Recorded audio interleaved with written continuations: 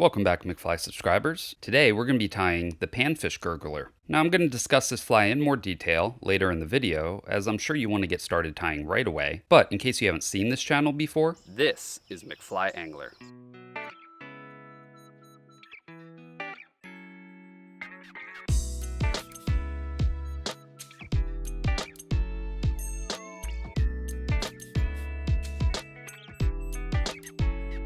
And it starts now. Okay, let's start tying now. Place the hook securely in your vise. For a hook, I'm using Risen's 9231 in size 12. Now, it is a nymph hook, which many of you might ask, why a nymph hook for a topwater fly? But this is a foam fly, and I tend to use nymph hooks with all my foam flies. And that's because the foam is buoyant enough to keep the fly up, and the extra weight in the bend of the hook will ensure that the fly lands right side up more often. Plus, it will give you more pulling power with some larger fish, in case you're lucky enough to hook a large bass with this. Also, this is a 2x long shank, which you will want a longer shank like that for this fly, and you want a down eye. We will also need some thread, and today I'm using Viva's 6/0 in black. Of course, use whatever color you want, but whatever thread you use, start the thread with a small space behind the hook eye, and then snip or snap off the thread. Bring the thread down to the start of the hook bend, and then come back up to about the third mark on the hook. Now we need a tail, and for that, I'm using Marabou. Now this Marabou is awesome and has some barring in it, but you could also use a solid color Marabou, which is easier to find. Let's pull one strand out, and then stroke the fibers to align the tips like so. Now to me, this is too thick of a tail. So here's the trick that will allow you to get two tails with one feather. Grab the tip and pull back the outer fibers. And as you can see, you're left with the same look, just thinner. You can also snip this portion off to save the back portion to tie another fly with. Okay, let's measure out about a hook shank length for the tail, and then transfer that measurement to your other hand. And then tie this in with some tight wraps down to the hook bend.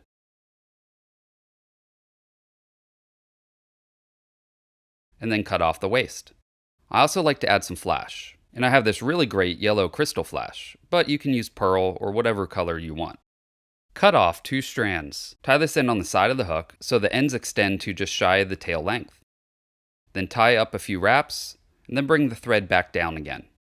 Bend the flash around the other side and tie that in as well, and this will give you 2 flash on each side. Cut off the flash so it's the same as the first side, and then save the waist piece, and you should be able to tie 2 to 3 more of these flies with it. And then bring your thread back up to about the third mark on the hook. Now we need some 2mm foam, and today I'm using yellow. I use the hook to measure out a hook gap width, and then get some long scissors like this, and cut a hook gap width strip off the foam. And to make the tie-in easier, I like to cut a taper into the tip of the foam.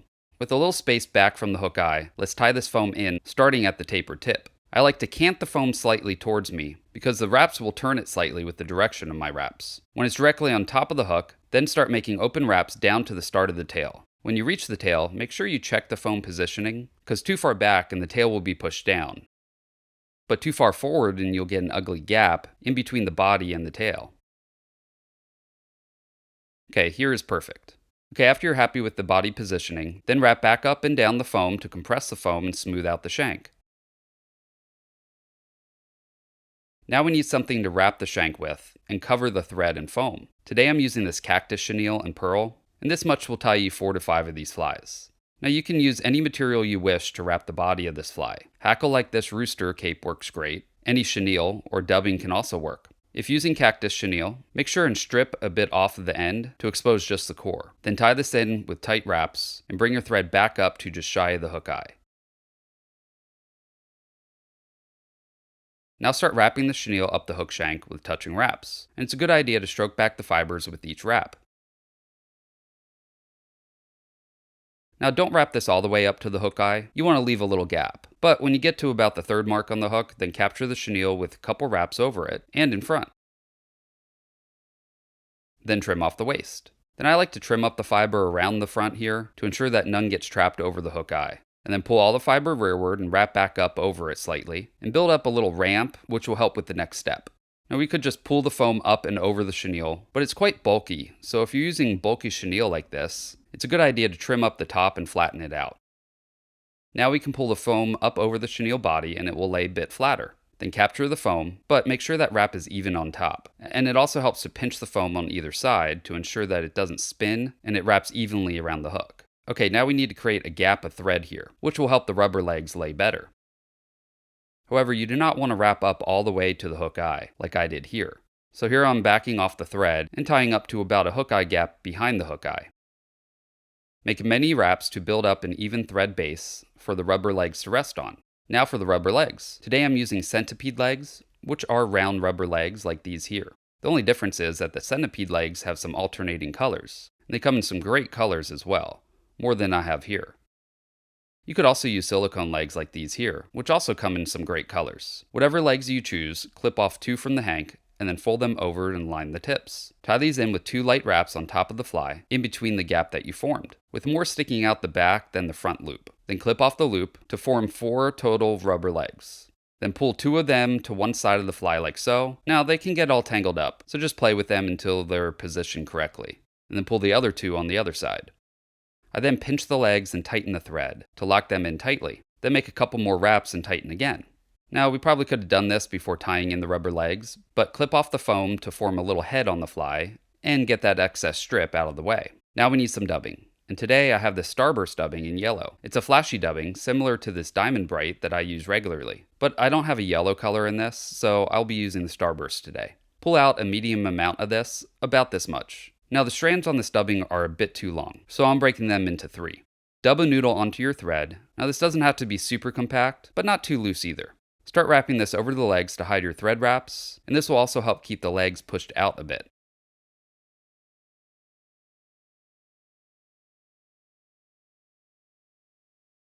Then end with your thread right behind the hook eye, but you might need to push back the dubbing a bit to expose that eye. Now you could probably do a better job than I did here in ending with a little bit of dubbing in the thread to keep from having that stretch of thread draped over the dubbing. But anyway, pull everything rearward and make a few wraps back up and under the foam head. This will help prop up the foam slightly, which will help it spit more water when stripping in. It also helps to pinch the wraps as well, which can push them up further under that foam head. Then whip finish your fly and trim off the waist. Now you could leave the legs as long as you wish, but I like to trim the front legs so that they don't extend past the foam head, and the back legs so they extend out to about half the length of the tail. Now we need to cement the head, and for that I really like the Solarez Ultra Thin resin. It comes with a handy paintbrush in the cap for easy application, so just paint a little on the whip finish, and cure it with your UV light, and it will make this fly super durable. I also like to pin these legs back even further by painting a little on the base of the rear legs, and then pulling them back into position and curing the resin. This will help keep them angled back, which I feel makes the fly look better, and also less chance of the legs fouling on the hook, but this is up to you. You can also round off the foam head by clipping the corners off if you wish. Another great use for this resin is that you can lift up the foam head and paint a little underneath and cure it while holding the head up, and it will help keep that positioned up, which will make it spit even more water. Well, there we have it, the finished panfish gurgler. This is one of my favorite topwater flies for fishing panfish. It floats really well with that foam, and when you strip it in, the front foam lip will spit water, creating commotion on top of the water surface, which really entices the fish to strike. Gurglers in general are great warm water flies, and larger ones are used regularly to fish for bass, but I really like tying these up small like this to allow some fish to fit them in their mouths, and to fish with lighter gear like a 3-weight fly rod. There's still great action to these, and it will create a lot of commotion on the water surface, enough to even entice bass to strike. And many times when fishing panfish, I will see some larger bass lurking around, and it'll give me the opportunity to catch a big bass, which is an incredible fight when fishing with a 3 or 4-weight fly rod. While sunnies love yellow and black flies, these can be tied in different color combos. Here's a bright colored hot pink and chartreuse one, where I use some flashy dubbing for the body. And here's the tan and brown one that I used hackle for the body. So get creative and tie these in whatever color combos you see fit for your local waters. I'm almost done filling up this panfish fly box, with just one more fly left to finish the panfish series for July. So far in this series I've tied up the bully bluegill, a great nymph style fly that is one of my top producing sunfish flies. Then I tied the foam beetle, which bluegill and other sunfish go crazy for. Last week I tied up the Carter's rubber leg dragonfly, an awesome streamer or bottom bouncing fly that works great for bass and carp as well as panfish. Now this week the panfish gurgler, and I will end this series next week with the panfish popper, another topwater fly like this gurgler, because who doesn't like seeing sunnies or bass thrash the surface after their flies? So make sure you're subscribed and click the bell notification, that way you don't miss any future videos like this panfish popper.